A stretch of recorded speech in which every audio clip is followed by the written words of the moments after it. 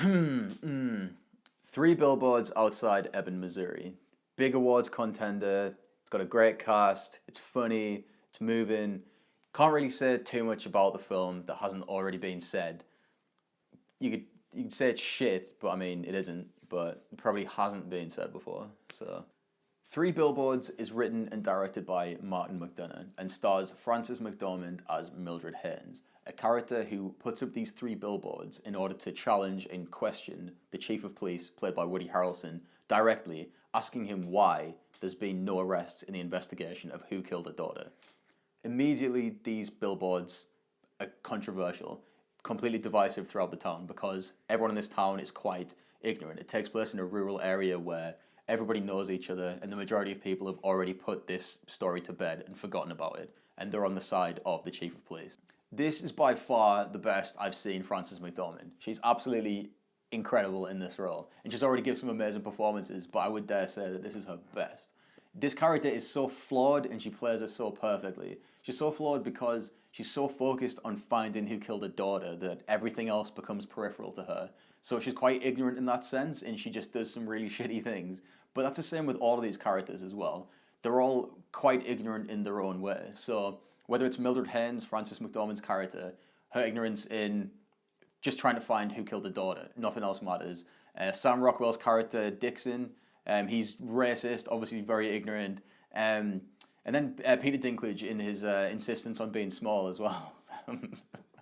Frances McDormand is completely unrecognizable in this role. And I don't mean she's wearing a lot of prosthetics or anything, because obviously she still looks exactly the same.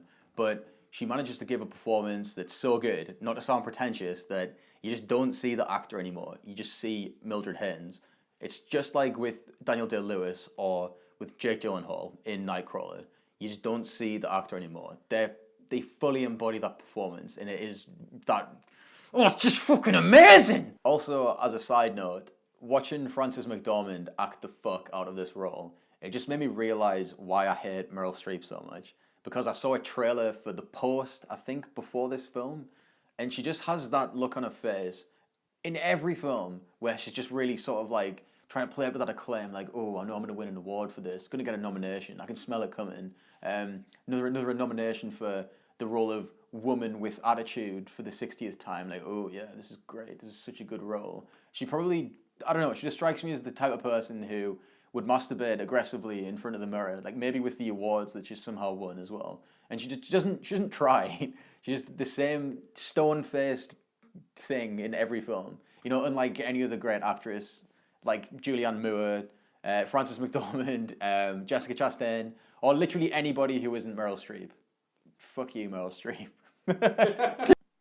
What I love most about Martin McDonagh's films, and it's exactly the same with this one as well, is everything has an arc. He foreshadows literally everything in the film. Same with the characters, and that's why it's so good, because you just can't predict where these characters are going to end up. You think that one thing is going to happen, and it seems like it's sort of pulling you in that direction, but then it just completely shifts totally. And I spent the entire film pretty much having the rug pulled out from underneath me, and I absolutely fucking loved it. It was great.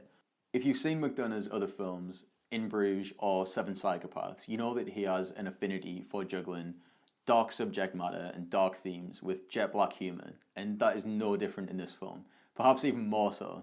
But he makes it hard for me to watch just straight dramas, because his films are so well made and so entertaining and so affecting that if I was to watch a straight drama, I would just find it probably quite boring now.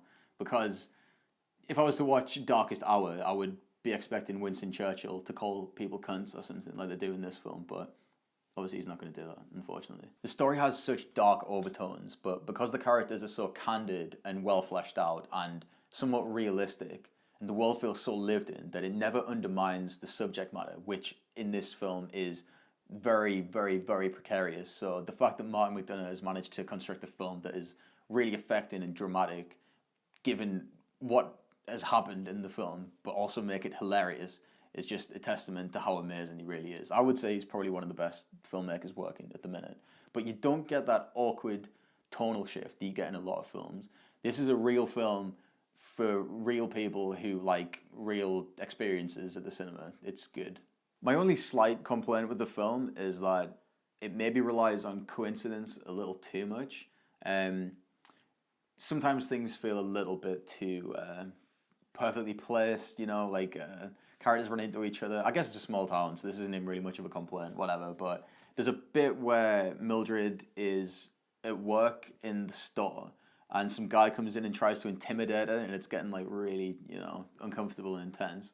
And then she's just saved in the nick of time by someone coming in, and I was just thinking, yeah, okay, like I guess. A lot of films, films in general, really require you to have a certain amount of suspension of disbelief. It's hard. Like her getting saved by someone coming in is hardly Gerard Butler playing a scientist or Meryl Streep playing an attractive woman or something like that. Yeah.